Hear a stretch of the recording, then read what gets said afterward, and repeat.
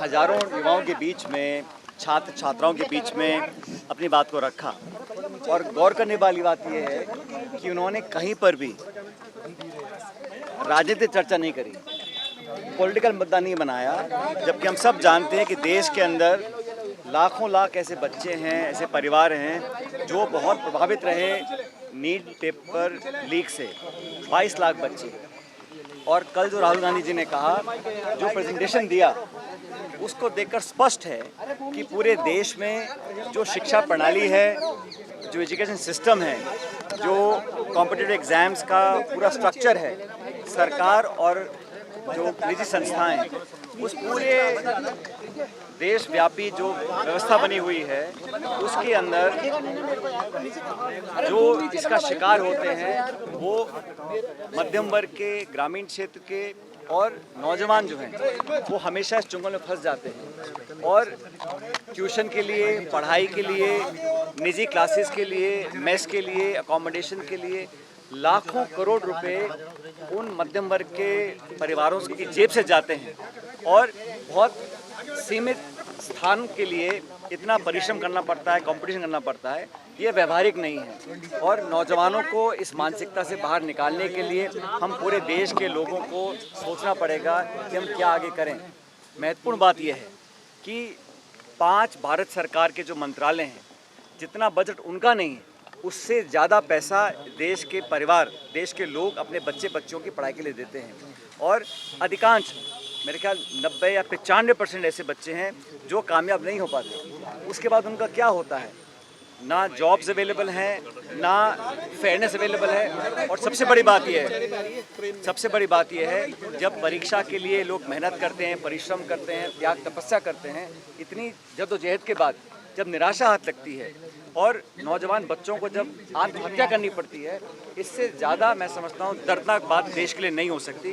तो राहुल गांधी जी ने कल जो बोला, जो प्रेजेंटेशन दी है, मुझे लगता है उसको देखकर सब लोगों को, और ख़ासकर जो लोग सत्ता में बैठे हैं, उनको अपने गिरबान में झांकना चाहिए कि पिछले 10-12 सालों से हम क्या व्यवस्था बना रहे हैं।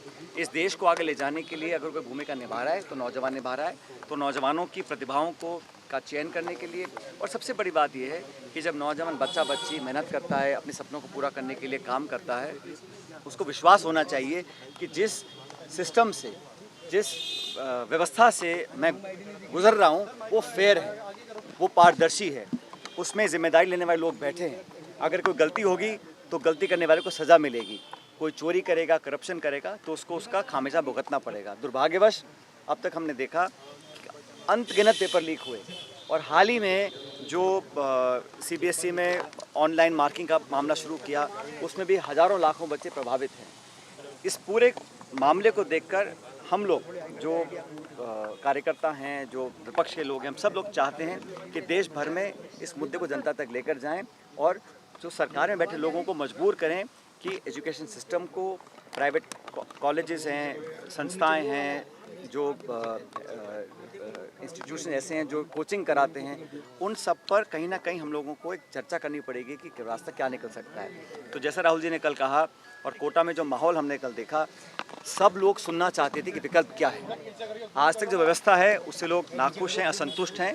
बेहतर विकल्प ढूंढने के लिए हमको जिम्मेदारी तय करनी पड़ेगी, और जो लोग जिम्मेदार हैं पेपर लीक के लिए, बच्चों की आत्महत्याओं के लिए, लोगों के अरमानों पर पानी फेरने के लिए, और लाखों करोड़ जो लोग अपनी जेब से खर्च करते हैं वो बिल्कुल व्यर्थ जा रहा है, उसके लिए जिम्मेदारी किसकी है ये हमको तय करना पड़ेगा।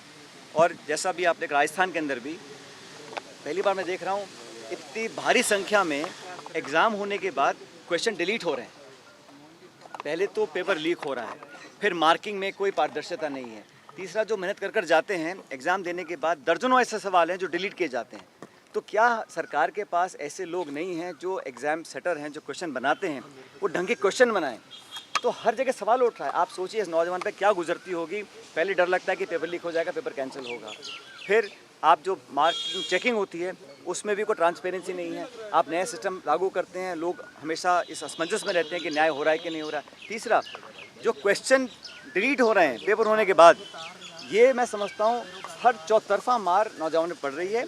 हम इस प्रदेश और देश के लड़के लड़कियों के साथ खड़े हैं। हम चाहते हैं सिस्टम में बदलाव हो। इसी बात पर जो राहुल गांधी जी ने कल दिया था मैं उम्मीद करता हूं कि इसको देखकर पूरे समाज को, देश को ये सोचना पड़ेगा कि हम आगे इसी रास्ते पर चलते रहेंगे तो हमारा जो डेमोग्राफिक डिविडेंड है, जो नौजवानों की बड़ी शक्ति देश के पास है, वो ज़ाहिर ना हो जाए, वो गलत रास्ते ना चली जाए। ये हम सबकी जिम्मेदारी बनती है। जैसा कि आप सभी जानते हैं, पिछले कई दिनों से पांचना बांध को लेकर आंदोलन चल रहा है और ये बात सच है कि बहुत लंबे समय से वो बांध बंद है। मैं ऐसा मानता हूँ कि सरकार की जिम्मेदारी है हर पक्ष को सुनकर न्यायपूर्वक कार्रवाई करनी चाहिए और अलग अलग पक्ष हैं, कुछ ऐसे हैं जिनका जो हाई ऑल्टीट्यूड पर हैं, कुछ धरना दे रहे हैं और सब पक्ष को सुनकर सबका समन्वय कर कर पानी सबकी ज़रूरत है। लेकिन ये बात भी सच है, जब हम सबका भरोसा देश की न्यायपालिका में है तो हमको उस न्यायपालिका के निर्णयों को मानना चाहिए और विरोध सरकार से हो सकता है, नेताओं से हो सकता है, दल से हो सकता है, लेकिन जो न्यायपालिका का निर्णय है उस निर्णय की पालना भी होनी चाहिए। सरकार की जिम्मेदारी बनती है कि वहाँ पर टीम भेजें, लोगों से संवाद करें और हर पक्ष की बात सुनकर जो हाई कोर्ट का निर्णय है उसकी पालना होनी चाहिए।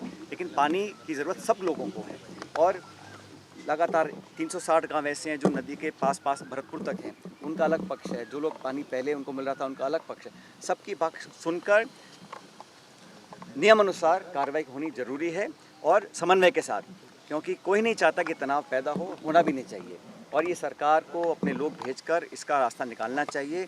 और मैं फिर कह रहा हूँ कि जो भी, क्योंकि हम सबका भरोसा न्यायपालिका में है और हाई कोर्ट का जब निर्णय आया है तो उसकी पालना होनी चाहिए। सबको बैठाकर समझाकर समझाइश हो और वातावरण ख़राब ना हो सकता है कुछ ऐसे लोग हों जो चाहते हों कि यहाँ पर तनाव पैदा हो, भाईचारे में खटास पैदा हो, ये संभव नहीं है। सब लोग अमन चैन शांति चाहते हैं, अपना हक सबको मानने का अधिकार है और न्यायपालिका के जो निर्णय है उसकी पालना करने के लिए सरकार को पहल करनी चाहिए, सबको बुलाकर बात करनी चाहिए। ये मेरा मानना है। मैं चाहता हूँ जल्द इस पर कार्रवाई भी हो ताकि सब लोगों को संतुष्ट किया जा सके। पर सर, जातीय संघर्ष के हालात बनते जा रहे हैं। कोई संघर्ष की स्थिति नहीं है। से बात कर कर पानी इस देश में हर जगह कम है और किसान को सिंचाई का पानी चाहिए और मुझे लगता है कि इसका समाधान निकल सकता है, निकलेगा भी, लेकिन सबको बुलाकर समन्वय बनाकर बात करनी चाहिए, ये अति आवश्यक है।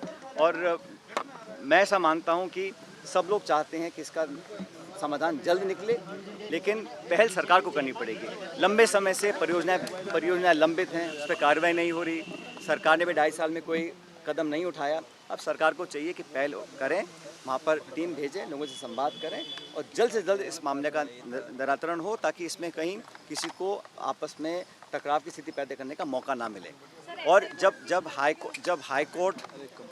कोर्ट ने एक बार निर्णय दिया है, 2 बार निर्णय दिया है, तो उसकी पालना करना भी ज़रूरी है। शांति से, समन्वय से, संयम से, समझौते से, समझाइश से सबसे बात कर उस हाई कोर्ट के आदेश की पालना होनी चाहिए। आपने कहा सब इंस्पेक्टर भर्ती है, लगभग 14-15 राज्य ऐसे हैं जहाँ पर एसआई की भर्ती पे इंटरव्यू नहीं होते और ये बात सच है। जितना कम इंटरव्यू होंगे उतना कम लोगों को मौका मिलता है छेड़छाड़ करने का या गलत रास्ता इख्तियार करने का। तो क्या कारण है कि राजस्थान में अब तक इंटरव्यू प्रणाली ख़त्म नहीं करी, जब बाकी प्रदेशों में ऐसा हो रहा है और कई राज्यों में तो काफ़ी ऊंचे लेवल तक इंटरव्यू समाप्त कर दिए गए हैं। तो जैसा भी हमारे साहू जी ने स्टेटमेंट दिया कि उन पर भी सुझाव या दबाव आते थे इंटरव्यू में ऊपर नीचे करने के लिए। अब उन्होंने खुलासा नहीं किया कि किसका फ़ोन आया, किसने उनको आग्रह किया, लेकिन इसलिए होता है क्योंकि इंटरव्यूज़ में कहीं ना कहीं ह्यूमन इंटरफेरेंस होती है, उसमें गड़बड़ी करने का मौका मिल सकता है। लेकिन जब विशेष रूप से एसआई इंस्पेक्टर वे 14 या 15 राज्यों में इंटरव्यू समाप्त कर दिए हैं, तो क्या कारण है कि भाजपा सरकार राजस्थान की इंटरव्यूज़ को ख़त्म नहीं कर रही? क्या वो नहीं चाहते हैं कि पारदर्शी कार्रवाई हो, मेरिट पर काम हो और लोग अनवांटेड तरीके से अपनी सेटिंग कर नंबर बढ़ा लें? क्या सरकार चाहती है कि जो मेहनत करने वाले लोग हैं उनको बराबर का पायदान ना मिले? ये बात प्रदेश सरकार को स्पष्ट करनी चाहिए। जैसा मैंने कहा, जब 1.5 दर्जन राज्यों में इंटरव्यू समाप्त कर दिए हैं, सिर्फ मेरिट पे काम होगा तो ये काम होना चाहिए। लेकिन जो कंपटीशन एग्ज़ाम्स कराने का जो प्रोसेस है, जो प्रक्रिया है, जब उस पर सवाल उठ गए हैं तो फिर लोगों का विश्वास कहाँ रहेगा? और हमको सोचना पड़ेगा साथियों कि आज जब कोई बच्चा प्रिपेयर करता है एग्ज़ाम देने के लिए, जब उसको भरोसा ना तो पेपर लिखने वाले पर है, ना पेपर कंडक्ट करने वाले पर है, ना पेपर चेक करने वाले पर है, तो उसका विश्वास ख़त्म हो जाएगा। और जब इकबाल ख़त्म होता है तो बहुत ज़्यादा अस्थिरता समाज में फैल सकती है। नौजवानों को भरोसा दिलाना, उनका विश्वास जीतना हम सबकी जिम्मेदारी है। लेकिन जो सत्ता में बैठे हैं उनको समझना पड़ेगा कि सिर्फ भाषण देने से, प्रचार करने से, इश्तिहार छापने से काम नहीं बनेगा। धरातल पर काम करना पड़ेगा, कठोर कदम उठाने पड़ेंगे। जो लोग जिम्मेदार हैं उनको नैतिकता से अपनी स्वीकार करना पड़ेगा। हमारी जिम्मेदारी थी, जिसने गलती की है सज़ा मिलनी चाहिए। और वो बड़े मगरमच्छ अब तक कहाँ हैं? मैं बार बार कहता हूँ, ये पेपर लीक का मसला, ये करोड़ों में जो पेपर खरीदे जाते हैं, ये कोई छात्र नहीं कर सकता। मध्यम वर्ग का गरीब बच्चा बच्ची 20-50 करोड़ देके पेपर नहीं खरीद सकता। ये तो बड़े बड़े कोई संस्थाएं, इंस्टीट्यूट्स हैं जिन्होंने मिलकर इस पेपर को खरीदा और फिर लोगों तक पहुंचा। और ये जो पेपर लीक पकड़ा भी गया है, इसमें सरकार की बहादुरी नहीं है। ये तो बच्चों ने खुद पकड़ा गैस पेपर और बताया कि गैस पेपर और मेन पेपर बिल्कुल एग्जैक्टली कॉमा फुल स्टॉप भी एक है। तब जाके जब एक्सपोजर हुआ, जब उनको लगा कि हमारी फजीयत होगी, तब जाके इसको पेपर को कैंसिल किया गया। और इतने सारे लोग राजस्थान में पकड़े गए थे, सीकर में पकड़े गए थे, उन पर चार्जशीट क्यों नहीं, FIR क्यों नहीं है कि उनको छोड़ दिया गया? तो सरकार भी, राजस्थान सरकार को भी जिम्मेदारी को समझना पड़ेगा। महाराष्ट्र में कई प्रकरण सामने आए, लेकिन राजस्थान में हमेशा हमारा नाम आता है। क्यों आता है? कौन वो लोग हैं? और 2.5 साल बाद भी सरकार अगर अभी तक उनको नहीं पकड़ पाई तो क्या कारण है? और क्या विश्वास हमें है कि अगले 2 साल में पकड़ लेंगे? तो आप जब विपक्ष में रहते हैं तो बड़े बड़े दावे करते हैं। जो लोग इन्वॉल्व हैं पेपर लीकेज में, पेपर को सप्लाई करने में, उन बड़े लोगों को कब पकड़ेंगे? किनका संरक्षण प्राप्त है? ये खुलासा करना पड़ेगा ना। जनता पूछ रही है कि आप अपनी छाती पीट रहे हैं कि हमने बहुत कामयाबी हासिल कर ली है, आपने सिर्फ कैंसिल किया और री एग्ज़ाम किया, और अब ये टेलीग्राम को बैन कर रहे हैं, अलग अलग ऐप्स को बैन कर रहे हैं। इससे क्या लाभ होगा? जिसको चोरी करनी चोरी करेगा। जब तक सज़ा का डर नहीं होगा, जब तक दंडित करने का भय उन लोगों के जहन में नहीं घुसेगा जो इस काम को करते हैं, तब तक विश्वास लोगों का कायम नहीं होगा। तो सरकार की जिम्मेदारी है, बोथ सेंट्रल गवर्नमेंट की भी और राज्य सरकार की भी, कि इस पर बंदिश लगे और आने वाले समय में एक पारदर्शी जवाबदेही प्रणाली का क्रियान्वयन करने की जिम्मेदारी मैं समझता हूँ दोनों सरकारों की है। पहले NCP, फिर शिवसेना, फिर TMC, ये पार्टियाँ जो लगातार इनमें फूट हो रही है, इसका उद्देश्य सिर्फ एक ही है। और आप सब जानते हैं कि सरकार जब भाजपा की बनी थी तो उनको 240 सांसद जीतकर जनता ने दिए थे। 240 सरकार चलाने के लिए उनका कोalition NDA का बन गया, सरकार चल रही है। सरकार चलाने के लिए उनको 2/3 बहुमत नहीं चाहिए, लेकिन एक मैंडेट जो आपको नहीं मिला, एक मैन्युफैक्चर्ड मैंडेट बनाना चाहते हैं। आप अलग अलग पार्टी के सांसदों को लेकर बिल पारित करना चाहते हैं। और कौन से बिल? वो बिल जो परिसीमन का बिल जो गिर गया था सदन के अंदर, उसको दोबारा लाना चाहते हैं और एक मैन्युफैक्चर्ड मैंडेट के माध्यम से वो काम कर रहे हैं जिसका जनता ने आपको कभी परमिशन नहीं दी। अगर बहुमत 240 था तो माइनॉरिटी गवर्नमेंट थी। अब ये परिसीमन पारित करने के लिए इस प्रकार के फूट डाल रहे हैं। अब TMC जो 15 साल सत्ता में रही, वो ताश के पत्तों की तरह ढह जाएगी, किसने कल्पना की थी? अभी लगातार शिवसेना के पदाधिकारी बात कर रहे हैं। सांसदों को इधर उधर करना, पार्टियों को तोड़ना और एक मैन्युफैक्चर्ड मैंडेट क्रिएट कर इलीगल परिसीमन पारित करना सरकार का पॉलिटिकल एजेंडा है। और इस पॉलिटिकल एजेंडा को जनता पूरा नहीं होने देगी, क्योंकि पहले जनगणना होनी ज़रूरी है, जनगणना के बाद एक कमीशन बनता है, उसके बाद परिसीमन होता है। ये पहले परिसीमन करना चाहते हैं बिना किसी सेंसस के। जब आंकड़ा हमारे पास आया नहीं है तब आप किस आधार पर परिसीमन करेंगे? तो ये पॉलिटिकल अपना मोटिव साधने के लिए, अपना उल्लू सीधा करने के लिए सरकार कर रही है। लेकिन इस प्रकार के हथकंडे अपनाना इलीगल है, इमोरल है, अनकॉन्स्टिट्यूशनल है। और मुझे लगता है जनता सब देख रही है। सांसद यहाँ हो जाएंगे, लेकिन इस देश की मतदाता और जनता सब देख रही है कि भाजपा क्या रास्ता अपना रही है अपना पॉलिटिकल एजेंडा पूरा करने के लिए। सारे पेपर लीक्स की जांच होनी चाहिए और जिन्होंने गलती की है सज़ा मिलनी चाहिए। लेकिन जो सत्ता में आज बैठे हैं उनकी जिम्मेदारी ज़्यादा बनती है, क्योंकि वह सरकार चला रहे हैं दिल्ली और जयपुर दोनों में।